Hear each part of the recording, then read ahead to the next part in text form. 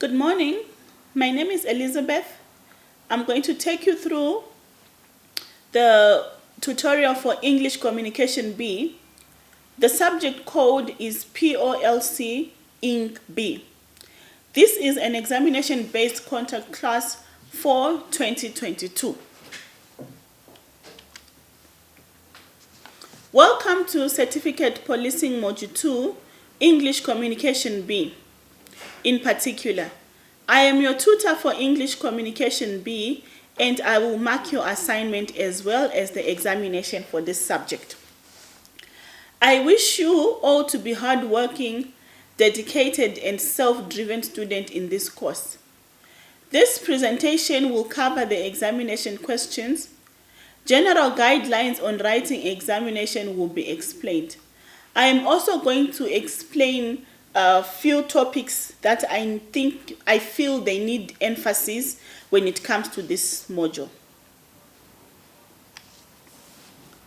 Subject overview. Throughout your career, you will be required to describe events in English in your own words. People must have a clear purpose in learning English. They must know why they want to learn English. One may just want to act efficiently as a police officer, servicing customers. Here too, you will need to know English to deal with your most valuable customer. English is one of the most widely spoken languages around the world, as well as the most taught. Many people learn English as their foreign or second language, and it is the lingua franca of business. If you learn English, you will be able to go ahead professionally because English is considered to be an international language. Before we go on to the question, let's quickly look at the part of speech. This is a revision from English Communication A when we looked into detail the part of speech. So I'm just going to remind you. There are 9 parts of speech in English. We have articles, nouns, pronouns, adjectives, verbs, adverbs, prepositions, conjunctions, and interjections. Articles are N, A, the. Nouns, these are names of general or specific people. These can be abstract nouns. These can be singular or plural nouns. These can be collective nouns. These can be countable or uncountable nouns. Pronouns. We have personal pronouns. For example, under personal pronouns, we have subject and object pronouns. Subject pronouns, example, I, you, me, he, she, it, and they. We have demonstrative pronouns. We have reflexive pronouns, for example, myself, yourself, themselves, ourselves. We have relative pronouns as well. Adjectives. Adjectives are used to describe nouns. They tell us more about nouns. They give volume to nouns. We have verbs. When it comes to verbs, we need to pay attention to the subject-verb agreement, and also we need to pay attention to the verb tenses. Adverbs. Adverbs are used to describe verbs. They tell us more about the action. For example, we have adverbs. Adverb of manner. Adverb of manner tells us the how. How did the action happen? How did it take place? We have adverb of frequency, which shows us how often does the action take place. We have adverb of time, which shows us when the action takes place.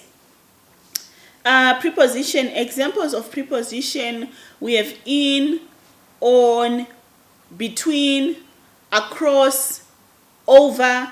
These are examples of preposition. Conjunctions are used to combine sentences together. When you combine two simple sentences, using a conjunction, you will have a compound sentence. So examples of conjunctions that we use when we are combining sentences, we have for, we have or, we have no, we have but, we have so, because, although, yet. These are just some few examples of conjunctions. And we also have interjections. Interjections are words that shows element of anger or surprise. Exit learning outcomes. Upon completion of this module, you should be able to describe the criteria of communication, understanding good listening and questioning skills, understanding writing and affidavit statement, understanding the compiling of different kinds of correspondence. Okay, so you might say, but why are we still going back to part of speech when we are now looking at communication? Okay, so if you are describing the criteria of communication, what is communication? Understanding good listening and questioning skills. If you don't know how to use nouns, use any of these part of speech, you won't be able to question anyone because you don't know how to structure your question. You don't know how to use your punctuation marks for you to be able to make your question or your statement clear. Examination questions. These examination questions are discussed as they appear on the tutorial letter for 2022. Here are the following questions. But before we look at the examination question, let's quickly go back to the exit learning outcomes. What is meant by the criteria of communication? Criteria of communication, this is the how. How does communication take place? This is the process of communication. Why do we communicate? This is what you are supposed to look at on this point number 1 of describing the criteria of communication. Point number 2, understanding good listening skills. Now, there is different types of listening. There are different types of listeners. Why should you have good listening skills? And why should you have good questioning skills? A person might ask a question whereby the person who is being asked will be confused at the end of the day. That is not effective questioning. It means you don't have questioning skills. So, you also need to master these things. Okay, now let's quickly go on to the questions. Question number 1. List the phonetic alphabet used by NumPoll. This question, you find maybe it has 10 marks, but it has required you to list the phonetic alphabet. Some students, they go on to just pick any 10. But it didn't state whether you should pick 10. It says list the phonetic alphabet. So write all the phonetic alphabet from A until Z. A, alpha. And Z becomes Zulu. So write all of them. Don't skip one. Question 2. Differentiate between fact and opinion, or differentiate between fact and opinion and give 5 examples of each. Differentiate, this is to give the differences only. After you are done giving the differences only, you go on to give now the examples of what you give the examples of facts, and you give examples of opinions. Question 3, discuss active and passive voice. Active and passive voice, let's quickly go back here. Okay, now when it comes to active and passive voice, you need to know your verbs. you need to know your verb tenses. If a question comes in active voice in the past tense, it means your passive voice should be in past tense and a past participle. So if you don't know the past tense and you don't know the past participle, it means this is going to be a very difficult question. So go and revise on your tenses. So you need to discuss. You are expected to give a clear description of active and passive voice and give examples. So in this question, you simply explain what is active voice and what is passive voice, and also with aid of examples. Now, what determines the number of examples that you write? It is the mark allocation. If you are given 5 marks, it means 1 mark is awarded for explaining what is passive voice, 1 mark is awarded for explaining what is active voice, and 3 marks will be awarded for giving 3 examples. So if you as an individual just if you just explain active voice, explain passive voice, and give 1 example, it means you are only awarded 3 marks, you are not awarded 5 marks. Question 4. Discuss the different types of questions and examples. Questions and answers. Fact-finding questions and feedback questions. So here they gave you only 2 types of question, the fact-finding and the feedback questions. The fact-finding, you tell us what is fact-finding.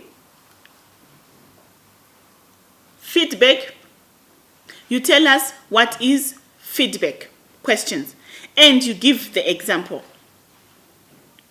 The reason why you are asked to give examples every time you are asked to define or discuss a topic or an item, it means we need to find out whether you understand what you are defining.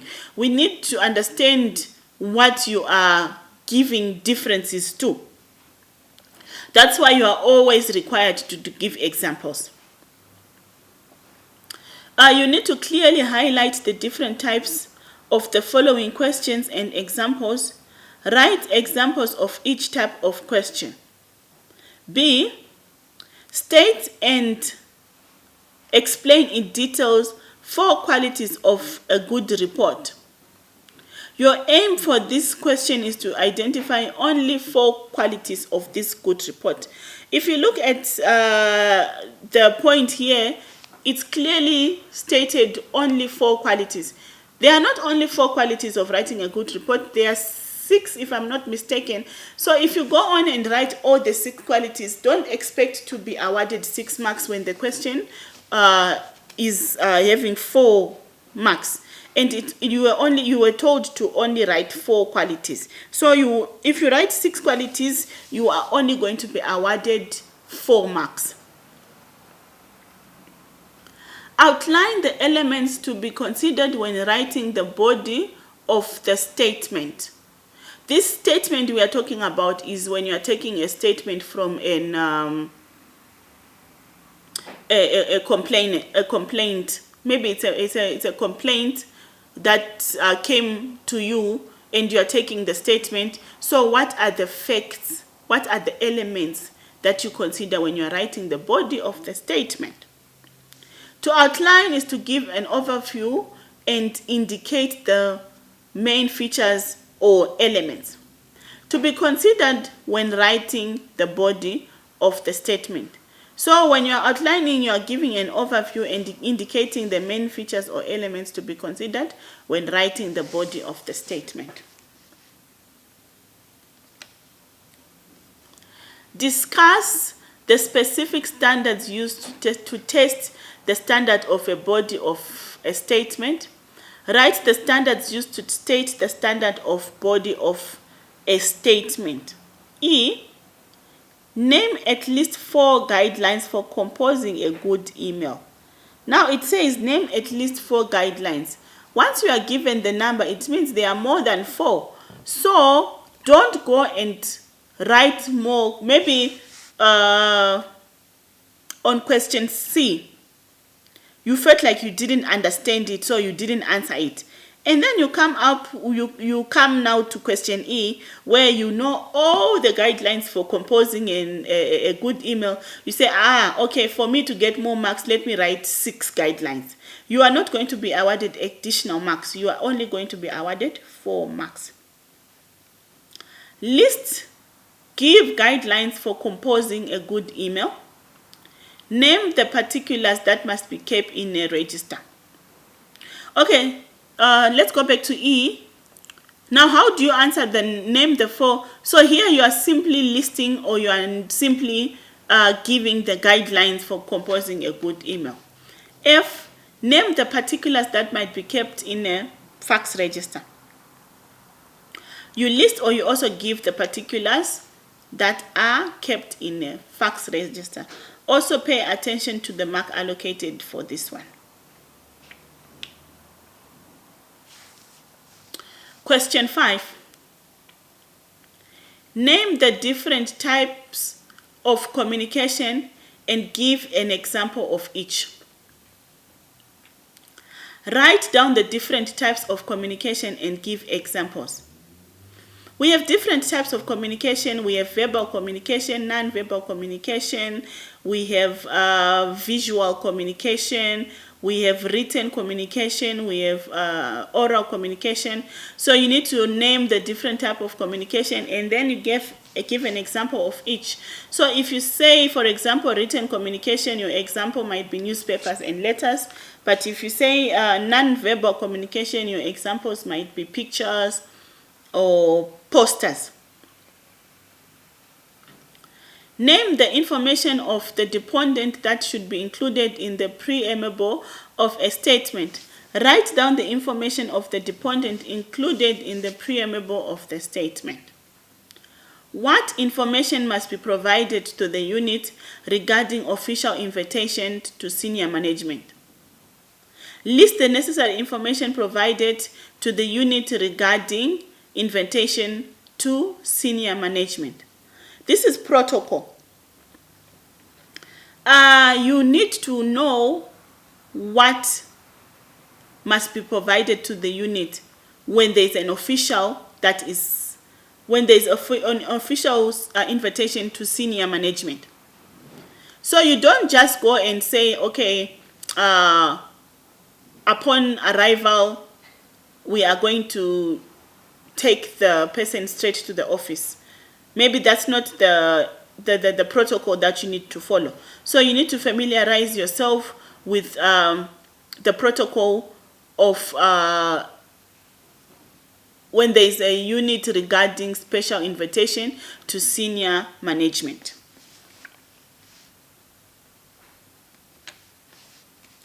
Briefly explain the protocol regarding foreign visits by members of the force. To explain, describe something giving reason and examples. Explain giving reasons and examples of protocol regarding to foreign visits by members of the force. Now keep this answer in context with the policing force. It clearly wants you to write the protocol regarding foreign visits by members of the force. Name 10 categories of correspondences that require the attention of the Inspector General. Same with this question, it needs you to keep it in context. What are the 10 categories of responses that require the attention of the Inspector General? Name the headings used for agendas and minutes of meetings. List the headings used for agendas and minutes of meetings. Question 6. Answer the following questions. Name the instructions and list the instructions. In your study guides, there are specific instructions that you as a police candidate or police officer need to know when it comes to different Okay, let's say you are taking a declaration. What are the instructions that you need to follow? So this is how you answer this question. Briefly explain the following instructions. What are the instructions when it comes to policy files? You now describe examples of policy files and what are the instructions which when it comes to policy files. Confidential, secret, and top secret or classified files. Now this is now different. The instructions for policy files will not be the same as for confidential or secret or top secret files. So what are the instructions for specific confidential and secret or top secret or classified files? You are simply describing, giving examples of confidential, secret, and top secret files or classified files.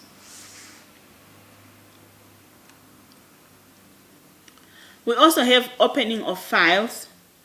How do you open? There is a docket at the station. What are the instructions that you need to follow when you are opening a new file for a docket? Describe on file cover. Descriptions on file cover. B. Name the information that should be entered with all received correspondences when completing the register. You are simply listing the information that is entered with all received correspondences when completing the register. Instructions and information to candidates. What should you do in this assignment? Before we look at this at the instructions, one thing that I have to say about English Communication B is you need to research about police ethics, code of conduct. You need to go to the library, go to the police stations and find a police guideline, police code of conduct, so that some of these questions, for example, instructions on policy files, confidential files, opening of a file, description of file covers, information that is entered when receiving correspondences, when completing a register. These are the things that you need to research on. You are going, in the study guide, they are explained what they are, but for you to have more information about these things, you need to have your own research as well. Instructions and information to candidates. What you should do in this assignment: provide sufficient answers, meaning do not write too little or too much. Also check the mark allocated to determine the length of your answer. Try by all means to use your own words and refer to your own experience. Okay, let me explain again here. Let me put more information. Try by all means to use your own answer. This is a case when it comes to answering assignments where people go and open the study guide and copy and paste the answer from the study guide. When you are going through your study guide, read for understanding, so that when you are answering the question, you are simply putting the information you got from the study guide in your own words. That's how you answer this question. That's how you avoid being penalized for plagiarism. Make sure your statements, your ideas make sense of what you intend to say.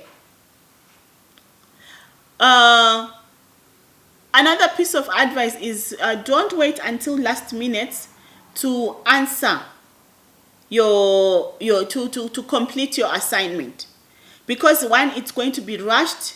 2, you might not be able to answer all the questions because you were too late in finding the information. And also 3, doing things under pressure might force you to copy and paste the study guide. So try by all means to answer or to complete your assignments when you still have ample time to research, to understand, and also to complete your assignment. Do not hesitate to contact me should you experience some challenges in your studies. My contact details are email address zabe.chim@yahoo.com. My mobile number is 0817 356 991, and you can contact me during office hours Monday to Friday from 9 until 4 on my mobile number, but you can email me anytime and I will respond as soon as I can.